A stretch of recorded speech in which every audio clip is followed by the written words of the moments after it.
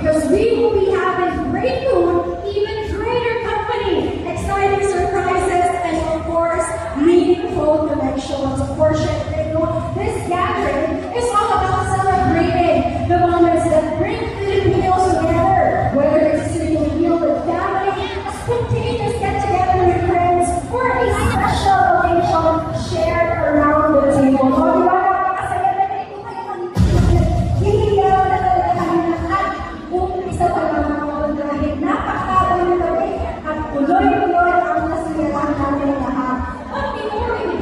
We would like to acknowledge the presence and work of our distinguished guests from Lugana and Lois.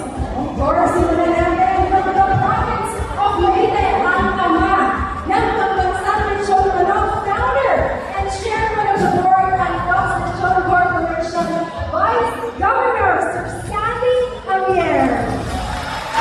Yes, palakpakan ng Tugayan dyan. Narito ito sa ating presensya from 2nd District of Leyte, Congresswoman Karen Davida T. Javier.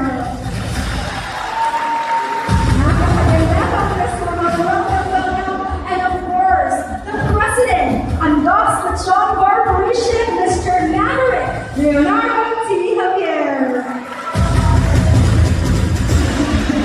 Of course, the celebration ito ay tumutin sa pamilya, and we would like to also acknowledge the presence of Leonardo T. Javier, MJ Osayan, Luke Leonardo Javier, and Mark Javier.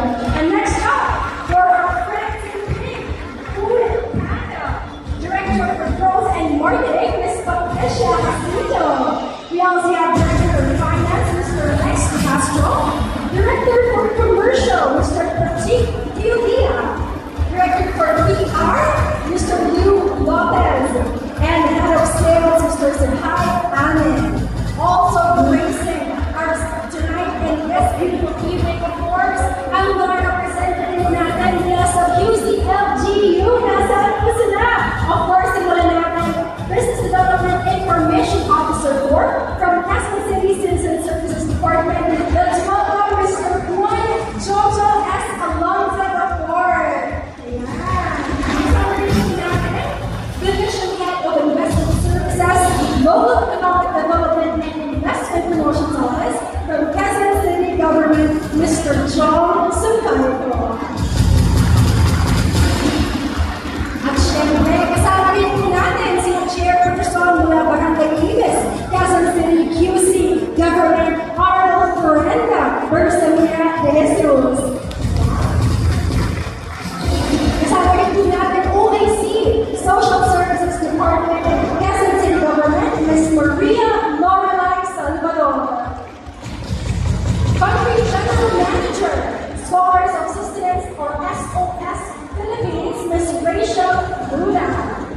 And last but definitely not the least, from the Department of Agriculture, Agribusiness, and Marketing Assistance Service, DA Amas, Director Junior E. Desado.